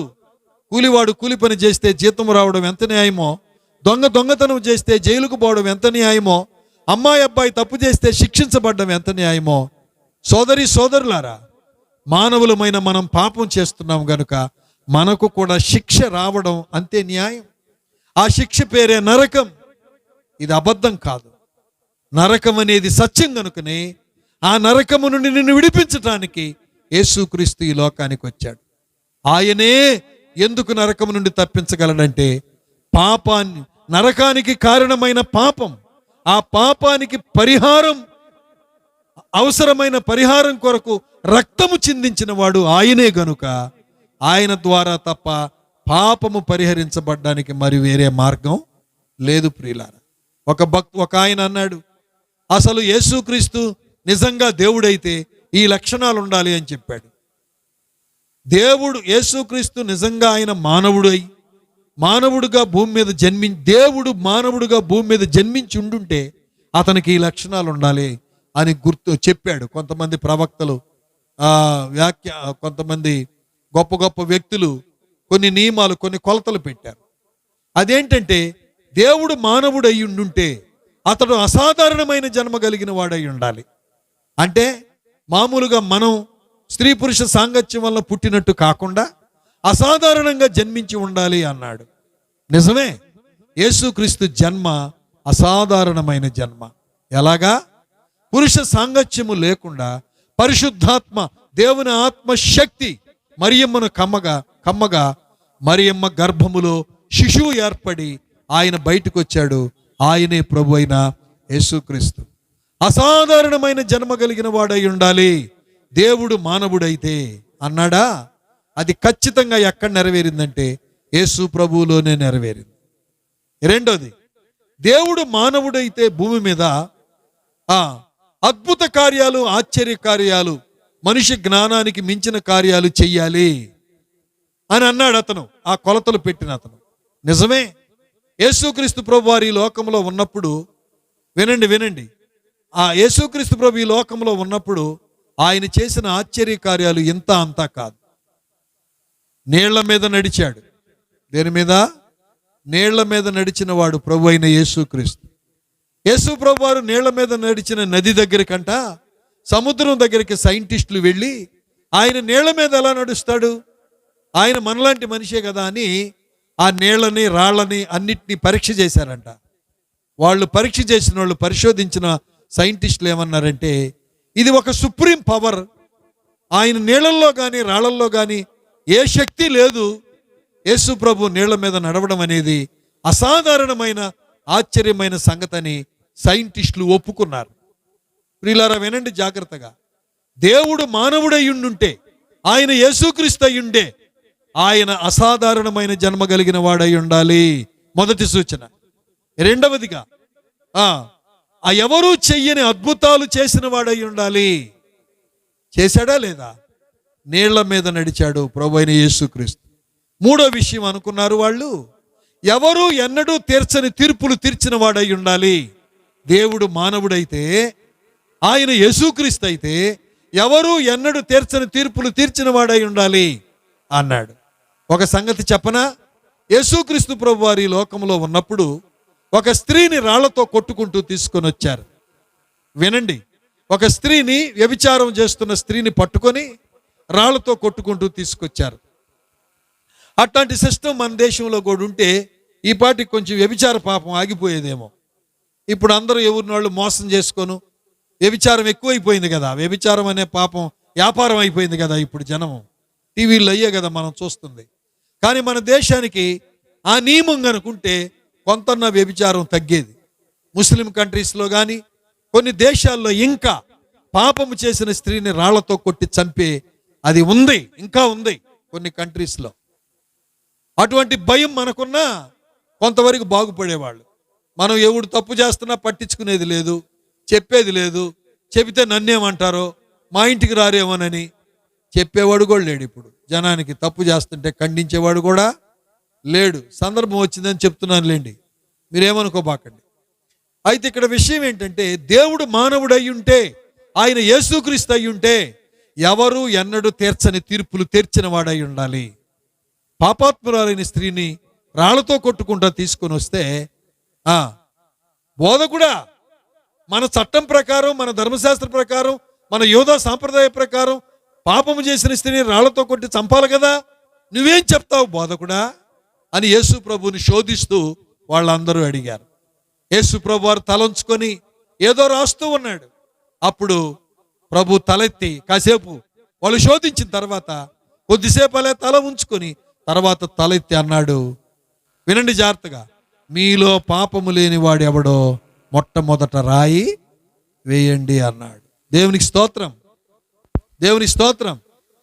ఒక లాయర్కి మనం కేసు అప్లై చేసుకొని, అయ్యా మా కేసును పరిష్కరించయ్యా అని అంటే, అవతలోళ్ళు వచ్చి ఇతను మంచోడు కాదండి, ఈ అమ్మాయి మంచిది కాదంటే, నువ్వు మంచోడు మంచిదానివి కాదంట కదా, ఈ కేసు చెల్లదు పో అని అంటే మనం ఊరుకుంటామా? ఏమయ్యా లాయరు, నీకు అసలు బుద్ధి జ్ఞానం ఉందా? నా పక్షాన వ్యాజ్యమాడి సమస్య పరిష్కరించమంటే నువ్వేమన్నా మంచోడు అని నన్ను అంటావు అని ఆ లాయర్ని తిట్టకుండా తిడతారు.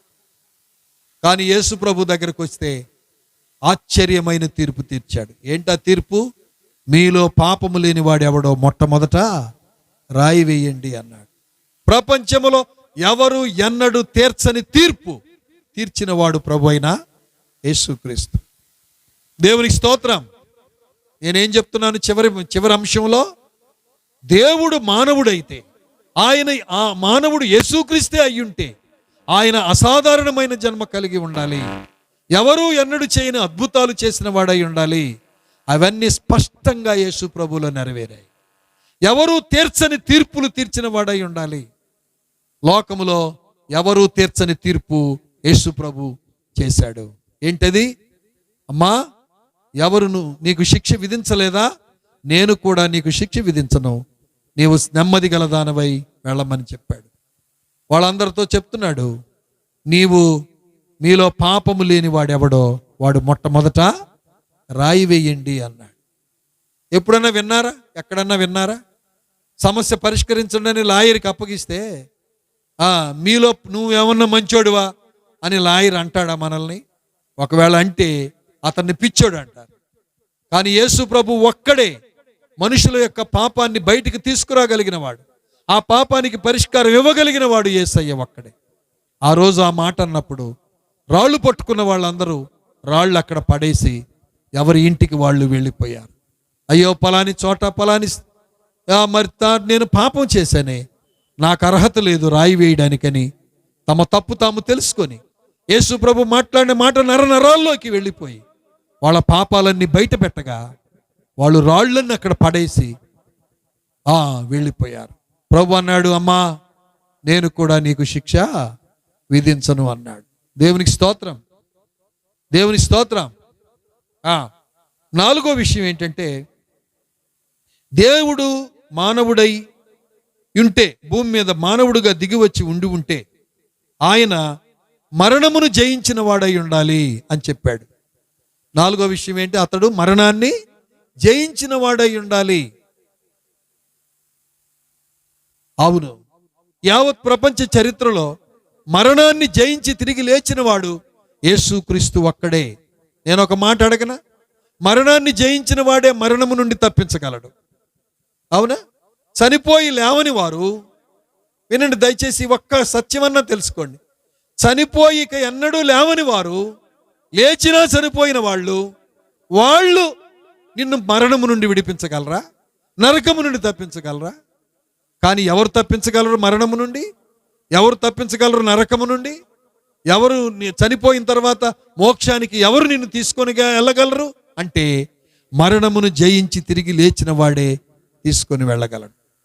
అందుకే ప్రభువైన యేసుక్రీస్తు ఈ మాట చెప్పాడు, నా మాట విని నన్ను పంపిన వాని యందు విశ్వాసముంచువాడు నిత్య జీవము గలవాడు, వాడు తీర్పులోనికి రాక మరణములో నుండి జీవములోనికి దాటి ఉన్నాడు. యేసు ప్రభుల వారు అన్నాడు, పునరుద్ధానము జీవము నేనే అన్నాడు. అవును ప్రియులారా, ప్రభువైన యేసుక్రీస్తు మరణాన్ని జయించి తిరిగి లేచాడు. లోకములో ఉన్నటువంటి మతాలకిని యేసుక్రీస్తు క్రైస్తవ్యానికి ఉన్న ఒకే ఒక తేడా ఏంటంటే రిజరెక్షన్. రిజరెక్షన్ అంటే చనిపోయి బ్రతకడం. చనిపోయి బ్రతికిన ఏకైక రక్షకుడు దేవుడు ప్రపంచ చరిత్రలో యేసయ్య ఒక్కడే. అందుకే ఒక భక్తుడు ఈ మాట అన్నాడు, blind cannot lead another blind. గుడ్డివాడు గుడ్డివానికి త్రోవ చూపలేడు. నిజమే కదా?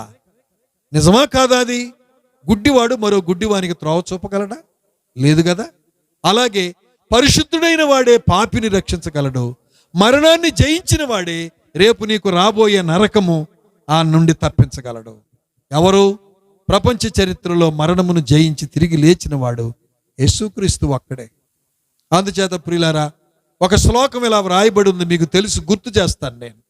ఏంటంటే ఆ శ్లోకము, అసతోమా సద్గమయ తమసోమా జ్యోతిర్గమయ మృత్యోర్మా అమృతంగమయ. అసతోమా సద్గమయ తమసోమా జ్యోతిర్గమయ. అసతోమా సద్గమయ తమసోమా జ్యోతిర్గమయ మృత్యోర్మా అమృతంగమయ. మృత్యోర్మా అమృతంగమయ. సదయా ప్రియ యేసయ్యా, సదయా ప్రియ యేసయ్యా. అసతోమా సద్గమయ తమసోమా జ్యోతిర్గమయ. పుస్తకాల్లో ఫస్ట్ పేజీలోనో లాస్ట్ పేజీలోనో ఉండేది ఇదివరకు మేము చదువుకునే టైంలో. ఇప్పుడుందో లేదో తెలియదు. అసతోమా సద్గమయ అంటే అసత్యములో నుండి సత్యములోనికి నడిపించు ఓ దేవా అని అర్థం. అసత్యములో నుండి సత్యములోనికి ఎవరు నడిపిస్తారు?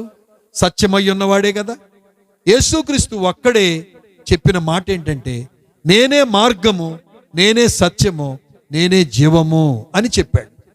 కాబట్టి సత్యమైన వాడే అసత్యములో నుండి సత్యములోనికి నిన్ను నడిపించగలడు. రెండో మాట తమసోమ జ్యోతిర్గమయ అన్నాడు. అంటే చీకటిలో నుండి వెలుగులోనికి మమ్మల్ని నడిపించు ఓ దేవా అని అప్పుడు ఋషులు ప్రార్థన చేశారు.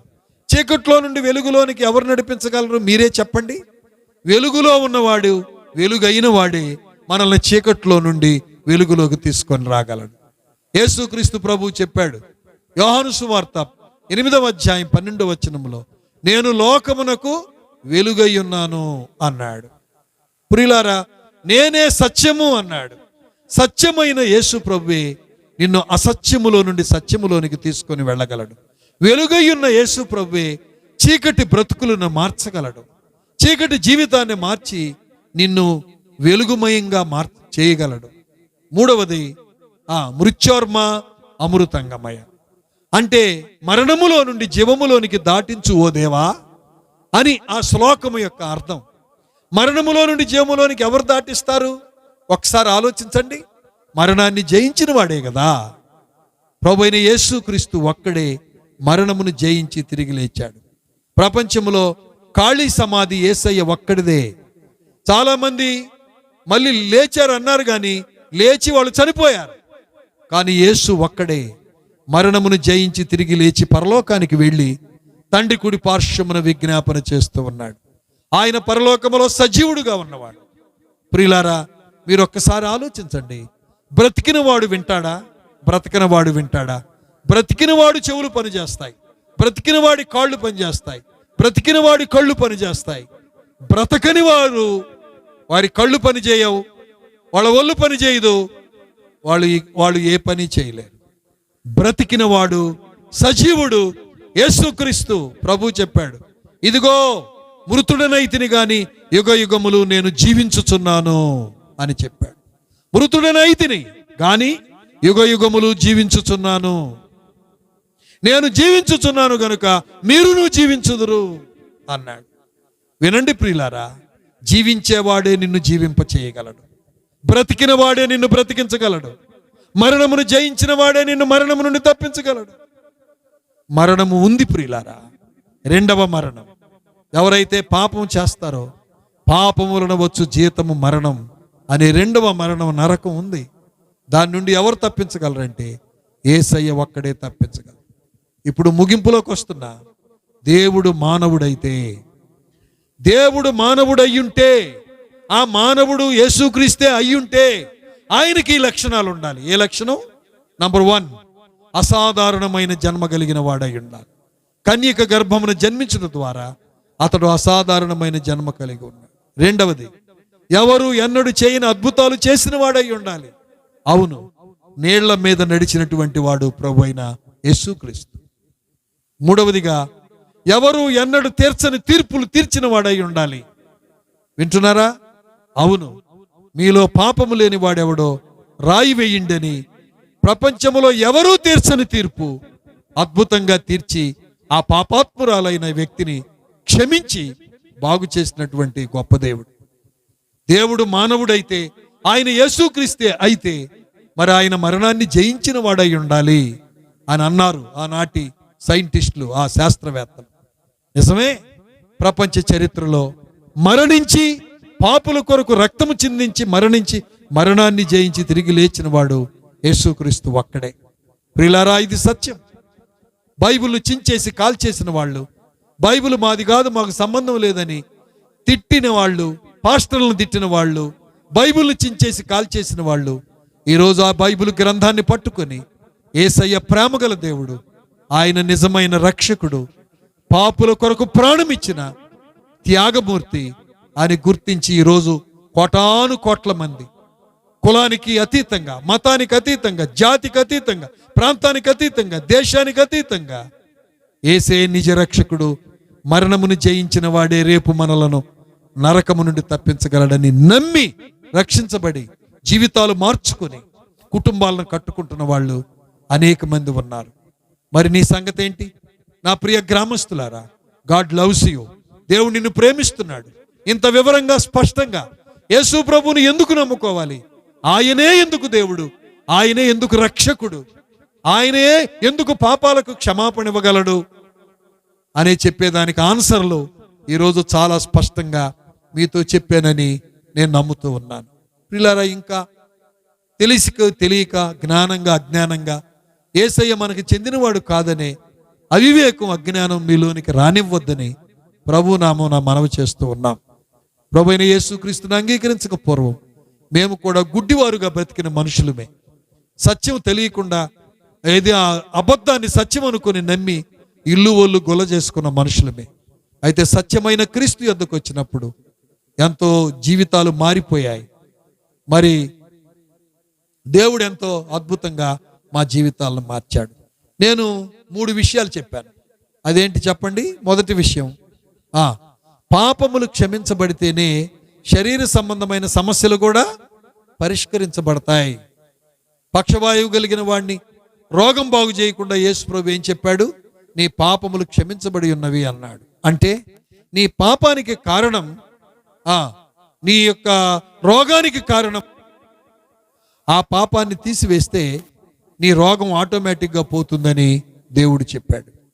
ప్రియమైన దేవుని బిడ్డలా, రెండో విషయం ఏం చెప్పాను? రెండో విషయం, 38 ఏళ్ల నుండి పరిష్కారం కాని సమస్య యేసు ప్రభు దగ్గరకు వచ్చిన తర్వాత ఆ సమస్య పరిష్కారమైంది. ఇక్కడ నేర్చుకునే పాఠం ఏంటంటే, కొన్ని ఏళ్ల నుండి నీ భార్య, కొన్ని ఏళ్ల నుండి నీ భర్త, కొన్ని ఏళ్ల నుండి నీ బంధువులు, కొన్ని ఏళ్ల నుండి నీ సమస్య విషయమై పట్టించుకోని వాళ్ళు, పరిష్కారం చేయని వాళ్ళు, లక్ష్య పెట్టని వాళ్ళు నీ చుట్టూ చాలా మంది ఉండొచ్చు. వాళ్ళ స్వార్థమే వాళ్ళు చూసుకుంటూ. కానీ ఈరోజు నీ సమస్య ఎన్ని ఏళ్ల నుండైనా ఉండుగాక, యేసు ప్రభు దగ్గరికి వస్తే, ఆయన నమ్మగలిగితే నీ సమస్య క్షణమాత్రములో అది పరిష్కారం అవుతుంది. ప్రియులారా, అయితే ఇందులో విశ్వాసులు నేర్చుకోవాల్సిన పాఠం ఏంటి? పక్షవాయువు కలిగిన వారిని కొందరు మోసుకొని వచ్చినట్టుగా నీవు పరిష్కారము దొరికే స్థలానికి మనుషులు తీసుకొని రావాలి. అది నువ్వు తెలుసుకోవాలి. మూడో విషయం ఏం చెప్పుకున్నామంటే, దేవుడు మానవుడుగా భూమి మీద జన్మించి ఉంటే అతడు అసాధారణమైన జన్మ కలిగిన వాడై ఉండాలి. ఇతరులు పుట్టినట్టు పుట్టకూడదు. అతను ప్రత్యేకంగా జన్మించి ఉండాలి. అంటే ఆ ప్రత్యేక జన్మ యేసుక్రీస్తులోనే మనం చూస్తాం. ఎవరు ఎన్నడూ చేయని అద్భుతాలు చేయాలి, ఆయనే చేశాడు. ప్రియులారా, మూడో విషయం ఏంటి? మూడో విషయం, ఎవరు ఎన్నడూ తీర్చని తీర్పులు తీర్చిన వాడై ఉండాలి. నాలుగో విషయం ఏంటంటే, మరణమును జయించి తిరిగి లేచిన వాడై ఉండాలి. ఈ రాత్రి సత్యం ప్రియులారా, ఈ మాట నువ్వు నమ్మితే రేపు చనిపోయినప్పుడు నీ ఆత్మ నరకానికి పోదు, నువ్వు పరలోకంలో ఉంటావు. ప్రేమగల దేవుడు ఈ రాత్రి నిన్నెంతో ప్రేమిస్తున్నాడు. లోకములో నిన్నుగా ప్రేమించి అంగీకరించే వాళ్ళు లేరు, కానీ యేసు ప్రభువు వారు నిన్ను ప్రేమిస్తూ ఉన్నాడు. దేవుడు లోకమును ఎంతో ప్రేమించను. ప్రేమకు రుజువుగా తన ప్రియ కుమారుడైన యేసుక్రీస్తుని లోకానికి పంపించి నీకు రక్షణ ఇవ్వడానికి, నిన్ను చనిపోతే పరలోకం తీసుకెళ్ళడానికి, నీ కుటుంబ సమస్యలను పరిష్కరించి నెమ్మది ఇవ్వడానికి యేసుక్రీస్తు ప్రభువారు నీకు అందుబాటులో ఉన్నాడు. ఆయన అన్నాడు, ప్రయాసపడి భారం మోసుకుని వారలారా నా యొద్దకు రండి, నేను మీకు విశ్రాంతి కలుగజేస్తాను. డబ్బుల ద్వారా రాని విశ్రాంతి, జ్ఞానం ద్వారా రాని విశ్రాంతి, తెలివి ద్వారా, పొలం పుట్ర నగానట్ల ద్వారా రాని విశ్రాంతి, నెమ్మది ఇదిగో దేవుడు నీకు ఇస్తాడు. ఒక చిన్న ఉదాహరణ చెప్పి నేను ముగిస్తాను. నయాగరా జలపాతం అని ఒకటి ఉందట. నయాగరా జలపాతం. ఆ జలపాతంలో ఊహించకుండా ఒకసారి ఒక పశువు, ఆ చనిపోయినటువంటి పశువు ఆ జలపాతంలో కొట్టుకొని వస్తూ ఉంది. వినండి జాగ్రత్తగా. అయితే ఆ పశువు, ఆ గ్రద్ద, ఆ పక్షి చూసి ఆ పశువు మీద వాలింది. జలపాతం శబ్దం వస్తుంది. ఆ వాలి ఆ చచ్చిపోయిన శవం యొక్క మాంసాన్ని అది తింటూ ఉంది. దాని గోర్లు లోపలికి గుచ్చుకొని పోయి మామూలుగా తింటూ ఉంది. అయితే జలపాతం కింద పడుతుంది, అది ఆ శవం కింద పడుతుంది. వాయిస్ పెరుగుతుంది, జలపాతం దగ్గరకు వస్తుందని తెలుసు ఆ పక్షికి, కానీ మాంసం తింటూ ఉంది. ఒక దశలో తప్పించుకొని పైకి ఎగిరిపోదామని అనుకుంటే అది ఎగరలేకపోయింది. ఎందుకు ఎగరలేకపోయిందంటే ఆ శవములో దాని గోళ్ళు, కాలి గోళ్ళు గుచ్చుకొని పోయాయి, లోతుగా దిగబడిపోయాయి. ఇప్పుడు ఆ పక్షి తప్పించుకోవడానికి ప్రయత్నం చేసి రెక్కలు ఊపుతున్నా కానీ అది పైకి రాలేకపోయింది. రాలేక ప్రయత్నించి తన భాషలో కేకవేసి తన భాషలో రక్షించమని అడిగిందేమో. రెక్కలు పైకి చాపి ఎంత చాపి ఎగురుదామన్నా పైకి రాలేకపోయింది. ఎందుకంటే దాని గోళ్ళు, అది తినే కొంది అది బరువెక్కుతుంది, దాని గోళ్ళు లోపలికి దిగబడిపోయాయి. ప్రయత్నం చేసింది, రెక్కలు చాపింది, అలిసిపోయింది, పైకి రాలేక ఆ శవముతో పాటు అది జలపాతంలో పడి ఆ పక్షి చనిపోయింది. పాయింట్ అర్థమైందా? దేవుని స్తోత్రం. నిద్రపోయే వాళ్ళు అల్లు చెప్పండి. దేవుని స్తోత్రం. ఆ జలపాతంలో పడిపోయిన పక్షి లాంటి వాడే ఈరోజు మనిషి. ఆ చచ్చిపోయిన శవమును పక్షి తిన్నట్టుగా మురికిని తింటూ, మురికిలో బ్రతుకుతూ, మురికి మాటలు మాట్లాడుతూ, మురికి చేష్టలు చేస్తూ, నాకేం కాదులే, నేను అప్పుడే ఏం కానులే అనుకుంటూ మనుషుడు ఆ పశు శవాన్ని తిన్న పక్షిలాగా ఈరోజు మనిషి మురికి పనులు చేస్తూ, మురికి చేష్టలు చేస్తూ బ్రతుకుతూ ఉన్నాడు. నేను అప్పుడే ఏం గాను అనుకున్నది ఆ పక్షి. పైకి లేద్దాం అనుకుంది, లేవలేకపోయింది. ప్రియ తమ్ముడు, చెల్లి, స్నేహితులారా, పెద్దలారా, పాపం అనేటువంటి ఆ శవమాంసం, పాపం అనేటువంటి దాంట్లో నువ్వు పూర్తిగా గుచ్చుకొని పోకముందే, నీ గోళ్ళు పాపములో, నీ జీవితం దొంగ ఊబిలో, నీ జీవితం పాపం అనే ఊబిలో దిగబడిపోకముందే సెన్స్ కలిగి ఇప్పుడైనా రెక్కలు చాపి దేవుని యొద్దకు వస్తే నువ్వు బాగవుతావు. లేదు, నా ఇష్టం, నేను శవాన్ని తినాల్సిందే, నేను పాపం చేయాల్సిందే, వ్యభిచారం చేయాల్సిందే, నేను ఎవడి మాట వినను, నేను మోసం చేయాల్సిందే అని పశుమాంసము తిన్న పక్షిలాగా నువ్వు ఆ పాపములో అలాగే ఉంటే, వింటున్నారా, ఒక దశ, ఒక సమయం వచ్చినప్పుడు ప్రమాదం వస్తుందని తెలుసుకునేటప్పటికీ నువ్వు ఇక పైకి లేవలేవు, నువ్వు పారిపోలేవు. ఎందుకంటే పాపానికి అలవాటు పడ్డావు. ఈ రాత్రి అయినా ప్రేమగల దేవుడు నిన్ను పిలుస్తున్నాడు.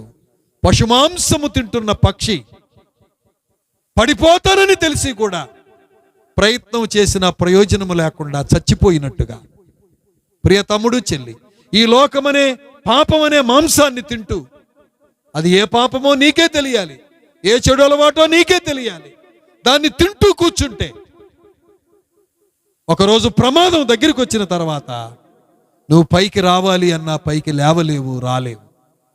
అందుకే ఈ రాత్రి వేళ ఆ ప్రభు వైపు తిరుగు. ప్రభువా, నన్ను కరుణించు, నన్ను క్షమించని నువ్వు చెయ్యి చాపితే ఈ రాత్రి దేవుడు నీ చెయ్యి పట్టుకొని ఆయన నిన్ను రక్షిస్తాడు, పైకి తీసుకొస్తాడు. అలాంటి వాళ్ళు ఎంతో మంది లోకంలో ఉన్నారు. ప్రియులారా, ఎవరు మార్చలేని మనిషిని దేవుడు మారుస్తాడు. తల్లి, చెల్లి, నీ కుటుంబ వ్యవస్థలో ఎన్నో అవస్థల చేత నశించిపోతున్నావా? ప్రార్థన చేయి. ప్రభు నామమున ఎవడు ప్రార్థన చేయనో వాడు రక్షించబడు. ఈ రాత్రి నీ పాప స్వభావం పోయి నూతనంగా మార్చబడాలంటే ఆ జలపాతం అనేటువంటి ఆ నరకము పోకముందే, ఆ నరకములో నువ్వు పడకముందే, ఇదిగో దేవుని వైపు నువ్వు చూడాలి. దేవుడి రాత్రి నిన్ను ప్రేమిస్తున్నాడు. ప్రియులారా, తల్ల వంచండి, ప్రార్థన చేసుకుందాం. జలపాతములో పడిపోయిన పక్షిలాగా, పశుశవ మాంసాన్ని తింటూ కూర్చున్న పక్షిలాగా బ్రతుకుతావా? ఈ రోజైనా పాపం విడిచిపెట్టవా? మోసం, అబద్ధం, అన్యాయం, అక్రమం, వ్యభిచారం, దొంగతనం, ఇవన్నీ కూడా పశుమాంసముతో సమానం. ఎంతకాలం తింటూ కూర్చుంటావు? ఎంతకాలం తింటూ కూర్చుంటావు? ఈ రాత్రి దేవుడు నిన్ను పిలుస్తున్నాడు, నిన్ను ప్రేమిస్తున్నాడు. తల్లి, చెల్లి, గ్రామస్తులారా, దేవుడు నిజంగా నిన్ను ప్రేమిస్తున్నాడు. God loves you. నీవెంత ఘోర పాపివైనా సరే, నువ్వు పశుమాంసము తిన్న పక్షిలాగా ఒకవేళ ఇప్పటికే పాపములో కూరుకుపోయి పైకి రాలేకపోతున్నాననే ఫీలింగ్ నీకుంటే ఈ రాత్రి నిన్ను విడిపించటానికి యేసయ్య సిద్ధంగా ఉన్నాడు. ఆయన ఒక్కడే నిన్ను విడిపించగలడు. పాపం అనేటువంటి ఆ వేరును తొలగించి మంచి ఫలాలు ఫలించే వ్యక్తిగా నిన్ను మార్చగలడు. ఆయన వారికి వాక్యము బోధించుచుండెను. వాక్యములో నెమ్మది. వాక్యం విన్నవారు బ్రతుకుతారు. వాక్య ప్రకారం వాక్యానికి విధేయత చూపితే బ్రతుకుతారు, బాగవుతారు. పాపాలు క్షమించబడాలని అడుగు. ప్రభువా, నేను పాపిని, నన్ను క్షమించమని అడుగు. సిగ్గుపడొద్దు. మనుషులకు, మతానికి, కులానికి భయపడతా కూర్చుంటే అన్యాయం అయిపోతావు. సత్యమేంటో నీకు వివరించబడింది. యేసయ్యనే ఎందుకు నమ్ముకోవాలో నీకు అర్థమైంది. ఆయన ఒక్కడే నా పాపాల కొరకు సిలువలో రక్తాన్ని చిందించి మరణించి మరణాన్ని జయించి తిరిగి లేచినవాడు. ప్రియులారా, యేసయ్యను ఎందుకు నమ్ముకోవాలో నీకు చెప్పబడింది. నువ్వు నమ్మితే ధన్యుడు అవుతావు, నమ్మకపోతే నష్టాన్ని కష్టాన్ని కొని తెచ్చుకుంటావు. రండి దేవుని సన్నిధిలో. యేసు సువార్తను కనుమా, దేవుని పిలుపు వినుమా. యేసు సువార్తను కనుమా, ప్రేమతో నిన్ను పిలుచుచుండే, ప్రీతితో నిన్ను పెదకుచుండే. ప్రేమతో యేసు పిలుచుచుండే, ప్రేమతో యేసు వెదకుచుండే. దేవుని పిలుపును వినుమా, యేసు సువార్తను కనుమా. పాపములోనే నీవు ఉండి, శాపమునకు నీవు చేరువయుండి. పాపములోనే నీవు ఉండి, శాపమునకు నీవు చేరువయుండి. నిత్యాగ్నికి నీవు గురి కాకముందే, నిత్యరాజ్యము నీవు కోల్పోకముందే. నిత్యాగ్నికి నీవు గురి కాకముందే, నిత్యరాజ్యము నీవు కోల్పోకముందే. పాపము వీడుము, రక్షణ కోరుము. పాపము వీడుము, రక్షణ కోరుము. దేవుని పిలుపును వినుమా, ప్రార్థన చేసుకో. నీకు ఇష్టమైతే సువార్తను కనుమా. ప్రార్థన చేసుకో. దేవుని పిలుపును ప్రేమగల దేవుడు నిన్ను ప్రేమిస్తున్నాడమ్మా. సువార్తను కనుమా. ఎవరు నిన్ను లక్ష్య పెట్టకపోయినా నిన్ను లక్ష్య పెట్టే దేవుడు యేసుక్రీస్తు. ఆవిరి వంటిది మనం ఎప్పుడు చనిపోతామో తెలియదు. అల్పమై చనిపోకముందే నీ జీవన ఈ సత్యాన్ని నమ్మి ఆవిరి నిత్య జీవం పరలోకానికి నీ జీవి అర్హత సంపాదించుకో. అల్పమైనది నీ జీవనము, కాయల నీవు రాలిపోకముందే, పూల నీవు వాడిపోకముందే. కాయల నీవు రాలిపోకముందే, పూల నీవు వాడిపోకముందే. యేసుని చేరుము, నిత్య జీవం పొందుము. యేసుని చేరుము, నిత్య జీవం. ప్రార్థన చేసుకో. దేవుని పిలుపును వినుమా, ఆ ప్రియ ప్రభువు నిన్ను ప్రేమతో పిలుస్తున్నాడు. సువార్తను కనుమా. బాగు చేయడానికి, భద్రపరచడానికి, నీ పిలుపును పరలోకం చేర్చడానికి, నరకము నుండి తప్పించడానికి, సువార్తను కనుమా. విలువైన జీవితం నీకు ఇవ్వడానికి, ప్రేమతో యేసు పిలుచుచు, నీ సంసారంలో ఉన్న సమస్యను పరిష్కరించి, ప్రీతితో నిన్ను పెదకుచుండే. దీర్ఘకాలిక సమస్య అయినా, ప్రేమతో యేసు దీర్ఘకాలిక వ్యాధి అయినా, చూచుండే, ఎంతో కాలం నుండి పరిష్కారము కాని సమస్య పెదకుచుండే. పరిష్కరించడానికి పిలుస్తున్నాడు ప్రేమగల దేవుడు. పిలుపును వినుమా, నీవెక్కడున్నా ప్రార్థన చేసుకో. యేసు సువార్తను కనుమా. ఈ సువార్తను వింటూ లోబడు. పిలుపు వినుమా, యేసు సువార్తను కనుమా. ప్రార్థన చేసుకుందాం. ఈ మాటలు విన్నవాళ్ళు, దేవుడు నాతో మాట్లాడాడు, నా జీవితాన్ని ప్రభువుకి ఇవ్వడానికి ఇష్టపడుతున్నాను. యవనస్తులు కానీ పెద్దలు కానీ ఎవరైనా ఉన్నారా? ఆయనే నిజ రక్షకుడిని నాకు స్పష్టంగా అర్థమైంది. సమస్య ఎన్నేళ్ల నుండి ఉన్నదైనా ఆయన యుద్ధ పరిష్కారం అవుతుంది అని నాకు అర్థమైంది. ఆ ప్రభువుని నేను అంగీకరిస్తాను. ఆ ప్రభువు నాకు కావాలి, నిజంగా నాకు కావాలి. ఆ ప్రేమగల ప్రభు, ప్రేమించి ప్రాణమిచ్చిన ప్రభు నాకు కావాలి. పాస్టర్ గారు నా కోసం ప్రార్థన చేయండి అనేవాళ్ళు ఎవరైనా ఉంటే మీ కుడి చేతులు ఎత్తి చూపించండి, మీ కొరకు ప్రార్థన చేస్తాను. God bless you, God bless you. Praise the Lord. మీ చేతులు కనబడుతున్నాయి. ఇంకెవరైనా రక్షణ పొందని వారు, పాస్టర్ గారు నా కొరకు ప్రార్థన చేయండి. నిజంగా జీవితాలను మార్చే దేవుడు, పాపము నుండి విడిపించే దేవుడు, ఇంటిని ఒంటిని గుల్ల చేసి పాడు చేసే చెడుతనము నుండి విడిపించే ఈ గొప్ప దేవుడు యేసయ్య నాకు కావాలి. నా జీవితం మార్చుకోవడానికి నేను ఇష్టపడుతున్నాను. ఎప్పుడు లోకాన్ని ముగించిన పరలోకంలో ఉండేటట్టు నాకు కావాలి అన్నవాళ్ళు మీ చేతులెత్తి చూపించండి.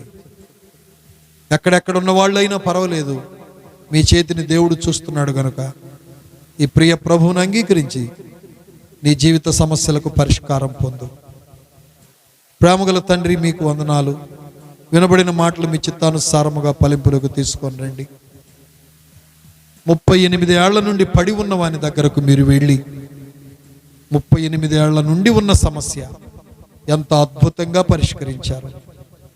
ఆ కోనేరు లాంటి మందిరం, కోనేరు లాంటి చర్చి, కోనేరు లాంటి మీటింగులు దగ్గరకు వచ్చి మీ వాక్యం వింటే మీరెంత బాగు చేస్తారో ఈ నీ ప్రజలకు ఇంకా అర్థమయ్యేటట్టుగా సహాయం చేయండి ప్రభువా. శరీర సంబంధమైన సమస్యల కంటే ముందు ఆత్మలో ఉన్న పాపము తీసివేయబడాలని, ఆ పాపమును పరిష్కరించబడితే పాప సమస్య పోతే ముందు తర్వాత శరీర సమస్య పోతుంది అన్న సత్యం ఈ నీ ప్రజలకు అర్థమవడానికి సహాయం చేయండి. ఇంకెవరు ఏ పాపాలకు చెడు అలవాట్లకు బానిసలై బయటికి రాలేక నాయన నశించి పోతున్నారో వాళ్ళని దర్శించండి ప్రభువా. మీ కనికరం దయచేయండి అయ్యా. నీ ఒక్కడివే అయ్యా, పరలోకం నుండి దిగి వచ్చి పాపుల కొరకు ప్రాణమిచ్చిన దేవుడు, అద్భుతాలు చేసిన దేవుడు నాయన, ప్రకృతికి అతీతంగా అద్భుతాలు చేసిన గొప్ప దేవుడు, మరణాన్ని జయించి తిరిగి లేచిన దేవుడు, దేవుడు అని పిలువబడ్డానికి సంపూర్ణ అర్హతలు కలిగిన దేవుడు, పాపము లేకుండా జన్మించి పాపము లేకుండా జీవించి పాపము లేని రక్తమును చిందించి మరణించి మరణాన్ని జయించి తిరిగి లేచిన నీ వంటి వారు ఎవరున్నారు ప్రభువా? తండ్రి, ఈ సత్యం నీ ప్రజలు గ్రహించి ఈ రాత్రి నిన్ను అంగీకరించి మనుషులకి, మతానికి, కులానికి భయపడి సత్యాన్ని తృణీకరించకుండా ప్రభువా నీ బిడలు సత్యాన్ని నమ్మి రక్షించబడి బాగుపడినట్లు ఈ గ్రామంలో ప్రతి ఒక్కరిని దీవించి ఆశీర్వదించమని చేతులెత్తిన బిడ్డలను దీవించండి. వారి హృదయాల్లో మీరు వినిపించిన మాటలు ఫలించడానికి సహాయం చేయండి. వందనాలు చెల్లిస్తూ కృపకు అప్పగిస్తూ సేవకులను మిగిలినటువంటి బిడ్డలందరినీ దీవించమని యేసు నామమున ప్రార్థించి వేడుకొనుచున్నాము తండ్రి. ఆమేన్.